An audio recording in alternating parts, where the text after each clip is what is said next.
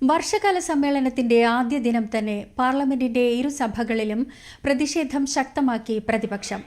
NEET പരീക്ഷാക്രമക്കേട്, Ayodhya ക്ഷേത്രത്തിലെ സംഭാവന തട്ടിപ്പ് ഉൾപ്പെടെയുള്ള വിഷയങ്ങൾ ചർച്ച ചെയ്യണമെന്നാവശ്യപ്പെട്ട് പ്രതിപക്ഷാംഗങ്ങൾ സഭയിൽ മുദ്രാവാക്യം വിളിച്ചു. സഭാ നടപടികൾ തടസ്സപ്പെടുത്തരുതെന്ന് സ്പീക്കർ ആവശ്യപ്പെട്ടെങ്കിലും പ്രതിപക്ഷം നടുത്തളത്തിലിറങ്ങി ബഹളം തുടരുകയായിരുന്നു.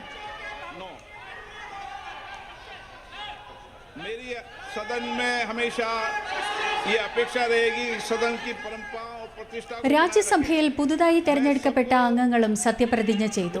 കർണാടകയിൽ നിന്നും തെരഞ്ഞെടുക്കപ്പെട്ട കോൺഗ്രസിലെ പവൻ ഖേര, ഗുജറാത്തിൽ നിന്നുള്ള BJP അംഗം ഡോക്ടർ മുകേഷ് ഭായ് ജയരത്വ, മധ്യപ്രദേശിൽ നിന്നുള്ള BJP അംഗം മഹേഷ് കെവാട്ട് ഉൾപ്പെടെയുള്ളവരാണ് സത്യപ്രതിജ്ഞ ചെയ്തത്. സുപ്രീം കോടതി ജഡ്ജിമാരുടെ എണ്ണം ഭേദഗതി ചെയ്യുന്ന ബില്ല് കേന്ദ്ര നിയമമന്ത്രി അർജുൻ റാം മേഘ്വാൾ ലോക്സഭയിൽ അവതരിപ്പിച്ചു. പ്രതിപക്ഷ ബഹളത്തിനിടെയാണ് ബിൽ അവതരിപ്പിച്ചത്.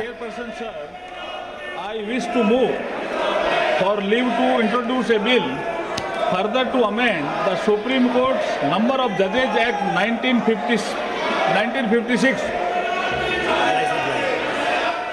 തുടർന്ന് 4 തവണ നിർത്തിവെച്ച സഭാ നടപടികൾ പുനരാരംഭിച്ചെങ്കിലും പ്രതിപക്ഷ പ്രതിഷേധത്തെ തുടർന്ന് ഇരുസഭകളും ഇന്നത്തേക്ക് പിരിയുകയായിരുന്നു.